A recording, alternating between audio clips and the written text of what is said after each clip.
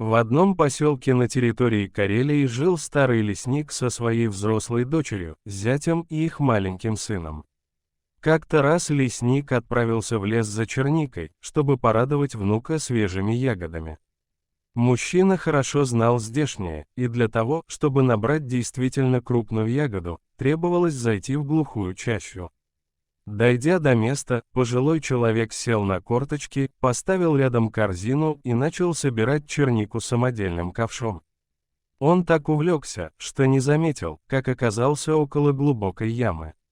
Внезапно послышалось яростное рычание. Это был медведь. Похоже, он почуял, что в его владение зашел человек и решил проучить незваного гостя. Но опытный лесник без ружья в лес не ходил. Мужчина выстрелил в воздух. Медведь отбежал в сторону, но почему-то покидать опасное место он не торопился. Лесник сразу понял почему. На земле лежал медвежонок. Зверек угодил в капкан и не мог выбраться. Бурая хищница просто его охраняла, не зная, как помочь своему малышу. Человек достал из сумки перочинный нож, подобрал нужную насадку и за несколько минут открыл ловушку. Чтобы не испытывать судьбу, он поспешил уйти, пока медведица не пришла в себя. Всю обратную дорогу он чувствовал, что его преследуют, поэтому приходилось почти бежать. Лишь выбравшись из леса, он оглянулся. За деревьями стояла медведица. Она смотрела на человека каким-то странным взглядом. Словно это был не дикий зверь, а просто благодарная мать, которая не знала, как отплатить леснику за спасение своего ребенка. Но лесник тогда этого не понял.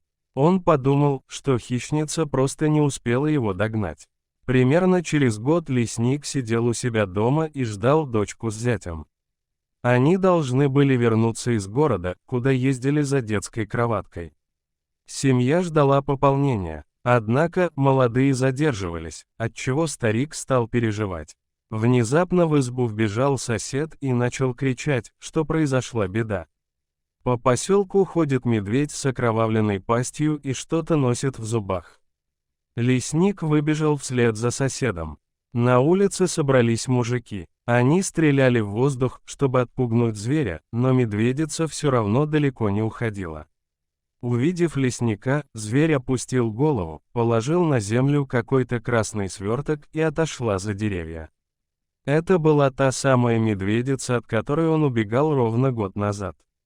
Мужчина подошел ближе. На траве, завернутый в платье его дочери, лежал новорожденный ребенок.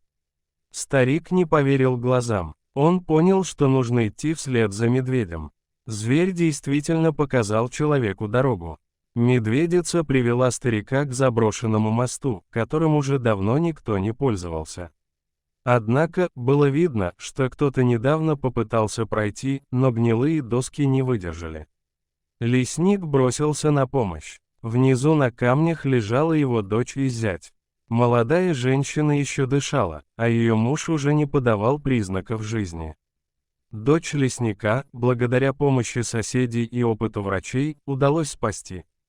Когда она смогла говорить, то рассказала, что это она уговорила своего мужа пройти одну остановку пешком, по местам ее детства. Они рискнули перейти через заброшенный мост, что привело к его обрушению. От перенесенного стресса у женщины начались схватки. Дальше она только помнила, что к ней подошел медведь, а потом сознание временно покинуло ее. Старик, услышав этот рассказ, понял, что его лесная подруга решила вернуть свою долготу. И сделала она это очень вовремя. Ведь если бы не помощь хищницы, то старик мог бы в тот день потерять сразу 3 очень близких людей. Лесника также осенило, почему медведица год назад пыталась его догнать, но все же не напала. Видимо, хищница лишь хотела объяснить человеку, как она ему благодарна за спасение медвежонка. Просто тогда сделать это не получилось. Друзья, если вам понравилось видео, подписывайтесь на канал и обязательно поставьте лайк. До свидания.